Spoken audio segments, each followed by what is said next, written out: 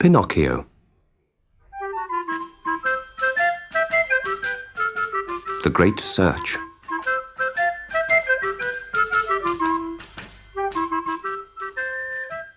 After 4 long months in prison, Pinocchio was finally set free.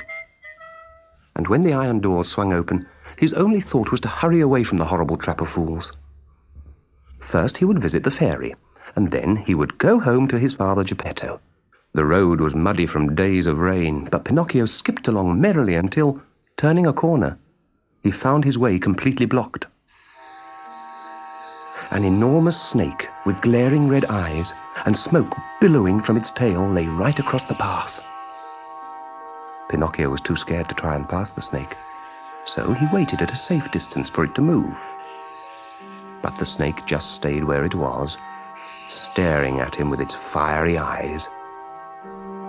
At last, Pinocchio summoned up all his courage, walked right up to the snake, and asked very politely if it would let him pass.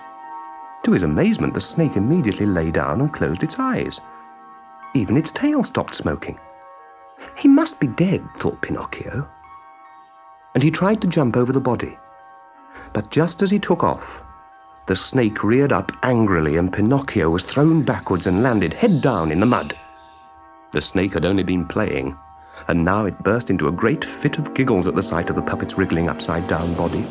But it laughed so much at its own joke that it suddenly split its sides and collapsed. This time the snake really was dead. So Pinocchio picked himself up, clambered over it, and ran on down the path. After all the excitement, he felt very hungry. So when he saw some juicy grapes growing in a field, he climbed over the fence to pick a bunch. It was a big mistake, for just as he was stretching out his hand, there was a loud crack as the jaws of a hideous iron trap snapped fast around his legs.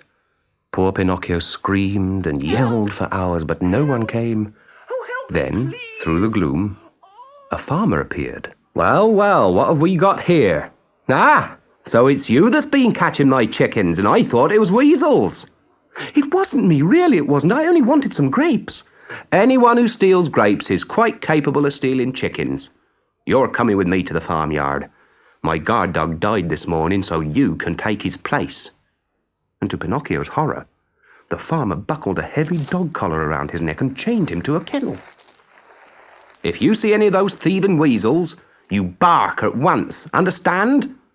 Then the farmer went off to bed, leaving the puppet with a bowl of water and an old bone.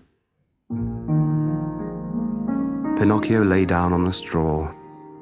Oh, how miserable he was. Finally he cried himself to sleep. But soon he was woken by strange noises.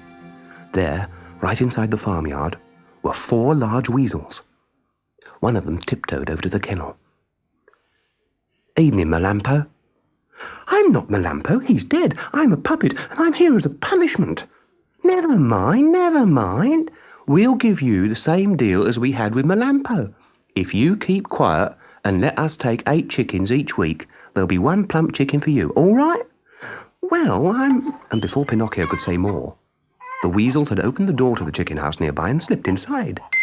Quick as a flash, Pinocchio slammed the door behind them, rolled a large stone against it, and started barking as loud as he could. Come on,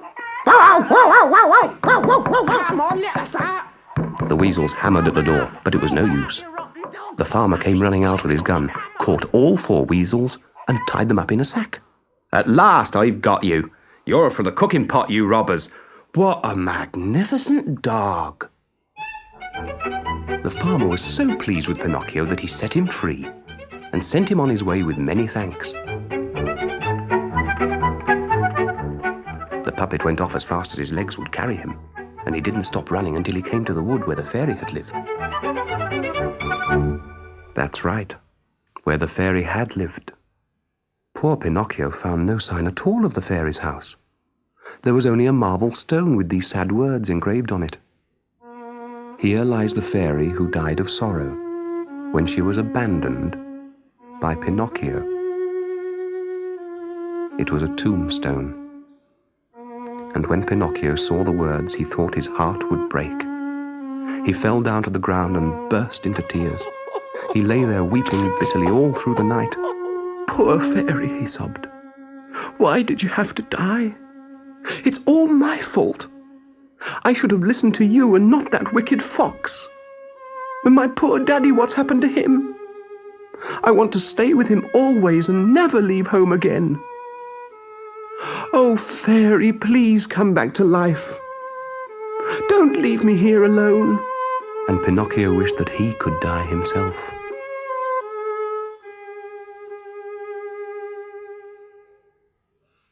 Then, in the green light of dawn, a huge dove flew overhead. Hovering above the tombstone, it called down to the puppet. "Is that you, Pinocchio? I've been looking for you everywhere." And when Pinocchio nodded sadly, the great bird landed behind him, breathless with news. "You must come quickly. Your father Geppetto is about to sail away. You have been lost so long, he thought you must have come to another land. He's built himself a boat to cross the ocean and search for you." Pinocchio sprang onto the dove's back, and away they flew, soaring high above the clouds. He was so scared of falling that he hung on tightly with both hands. There was a long, long way to go, so they flew all day and they flew all night, and early the next morning, the dove left Pinocchio on a stony beach. A crowd of people were there, shouting and waving out to sea. "What's happened?" cried Pinocchio. "Tell me, please." An old woman explained. "A father has set out in a tiny boat to find his lost son. But now the storm has blown up, and he's sure to drown." Pinocchio scrambled up a high rock and stared out to sea. Sure enough, there in the distance was Geppetto, waving helplessly back to shore. "Daddy, I'm coming!" shouted Pinocchio. "I'll save you!" But at that very moment, a huge wave crashed down on the boat, and it was seen no more. Pinocchio dived into the foaming waters and swam on through the storm. He floated easily because he was made of wood, but the wind soon blew him off course. The rain lashed the sea in torrents. Thunder crashed and lightning split the sky. Hour after hour, the puppet was hurled about like a bundle of sticks. And then, one enormous wave lifted him clear out of the water and dumped him down on a sandy shore. Pinocchio lay exhausted on the beach, as little by little the sky cleared and the sea became calm.